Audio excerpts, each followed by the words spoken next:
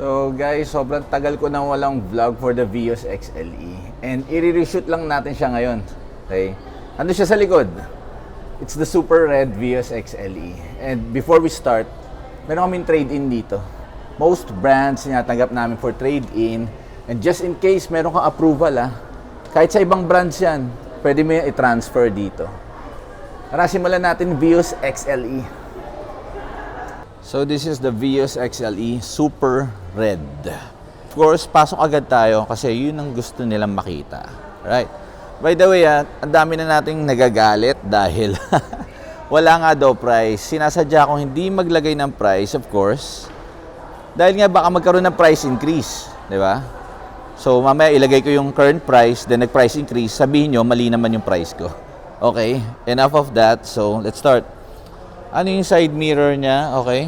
Body color. Red. Right? Merong signal light dito. Okay. And then, body color ang door handle. Right? Let's go inside. So, yan ang design ng ating door panel. Kita ba? Right? Kita naman. Okay. So yan, window controls, central lock ng window, joystick guys, joystick ang adjustment ng side mirrors, right? Then, cup holder, extended, nice. And ito, fabric to itong black color na to. Okay, this one is plastic. Door function mechanism, okay? Yun yung lock niya. So, one speaker here. Okay. And ang maganda dito sa Vios XLE, meron tayong seat height adjuster. See that? Okay. Seat height adjuster. Ito yung sa sandalan. Okay. And pang-open ng gas natin is nandito. Okay. Along with the pang-open ng compartment. Okay. Dito naman is the pang-open ng gas. Then, merong small pocket dito. Pwede mo lagyan ng card. Right? Traction button. Then, guys, if you're wondering about this, ito may mga nagtatanong nito. Ano to? Hindi mapindot. Okay? So, yan yung mga abang just in case in the future, pwede kang maglagay ng mga upgrades dito. Okay? Dito may ipi-place yung button. Okay? So, yan yung aircon vent. Alright? Nice. So, let's go inside. Volume control. Skip button. This one is the mode. You'll be using this for the shortcut whenever you want to change from AM, FM, Bluetooth, okay, Apple Android connectivity. So, ito yung busina niya. Okay, with the Toyota emblem. By the way, this one is stitched with black and leather siya.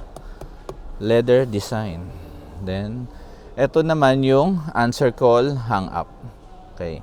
Dito is, meron siyang gray accent. Kita niyo. Nice. Ganda. And, hopefully, nakikita niyo yung speedometer, guys. Kita niyo ba? Alright. Analog siya. Okay. With, meron siyang maliit na digital panel. Okay. So, ang stereo niya is ganyan. Right? Meron tayong USB connection and auxiliary connection. Skip, volume, menu, off button, voice command.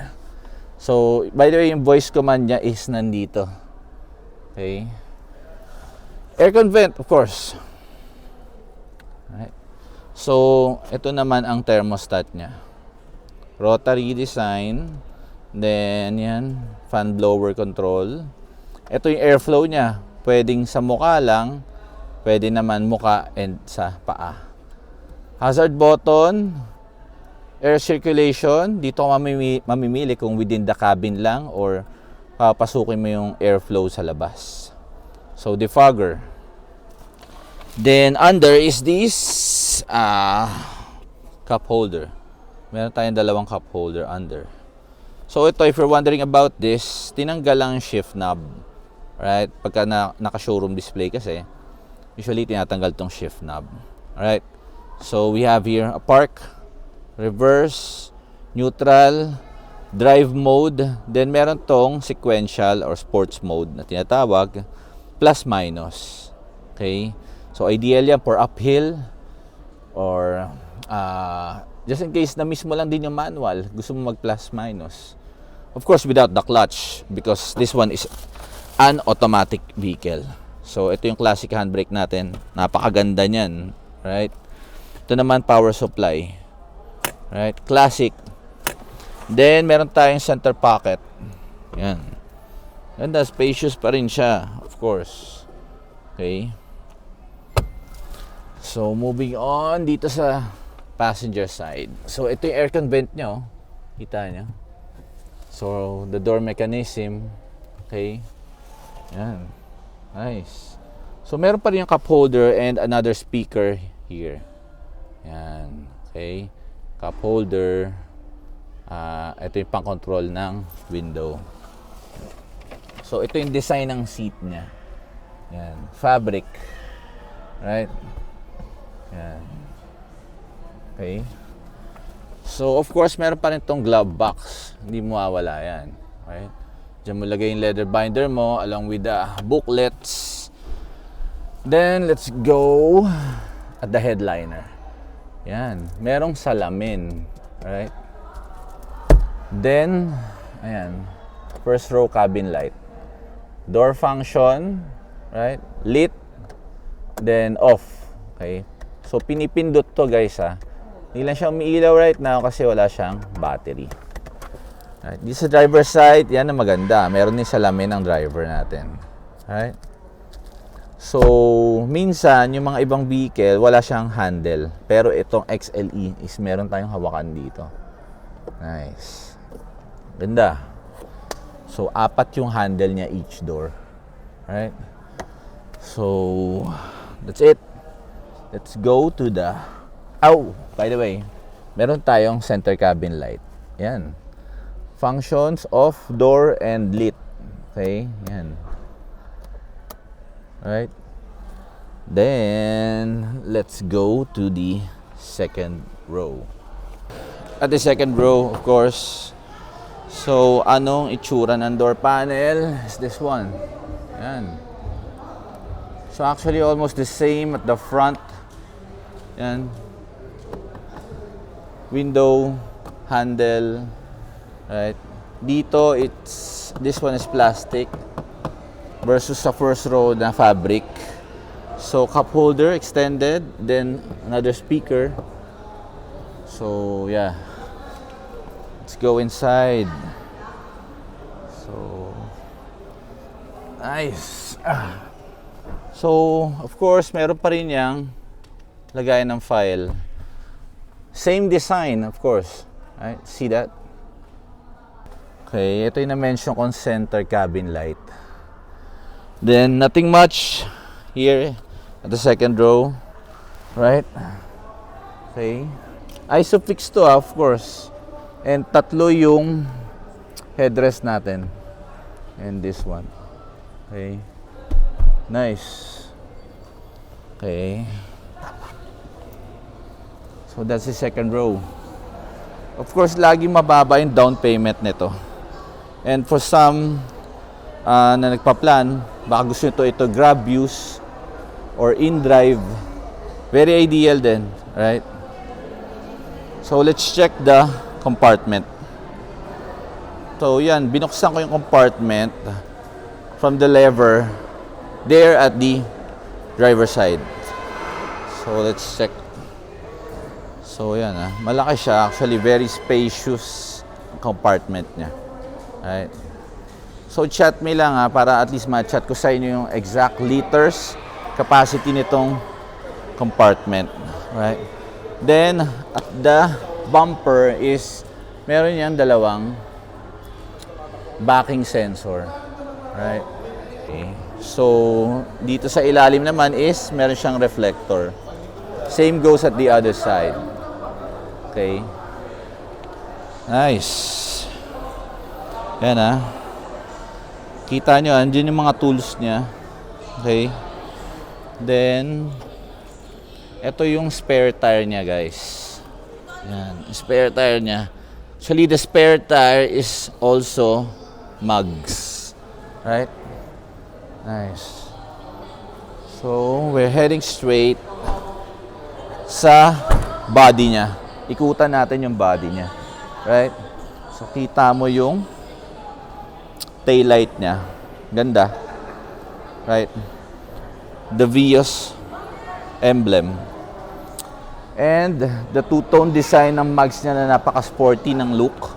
Right? Para siyang shuriken for me. And the mug size is what? This is 15. So, 15 yung mugs niya, right? Ang nakakabit na tires dito is Yokohama.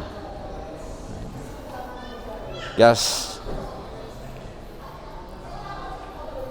So, like I mentioned earlier, meron tayong signal light dito. Hindi siya integrated at the side mirror. Right? And being the Vios XLE, meron tong fog lights, of course. See that fog lights? Right? So guys, yung nga pala, naalala ko lang, check my YouTube channel or my TikTok. Meron tayong mga reminders dyan. Tips ko lang yung reminders kung bakit nade-decline yung mga clients sa auto finance. Kahit sabihin natin sobrang tagal nyo na sa work or sobrang overqualified nung income nyo. Pero decline pa din. Check it out. So, ano. Sa Vios emblem. This one is hard plastic, guys. Okay. Turning signal light niya dito. May isa pa sa headlight. Okay. Aside from that, sa side. So, that's the design. Alright. For this month, February 2026, super low down pa rin to, guys. So, inikutan lang natin siya, at least ma-visualize nyo siya.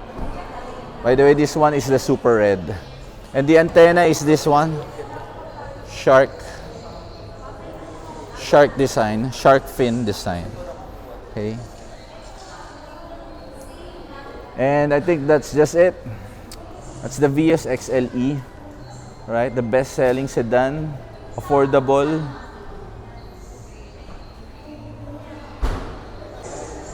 So that's the Vios XLE, okay? That's 1.3 engine, currently at this February 26. Price is 908,000. Super low down. And then again, remind ko muna ulit, meron kaming trade-in, of course. Transfer approval, pwede yan. Right? Thanks for watching, guys. Bye.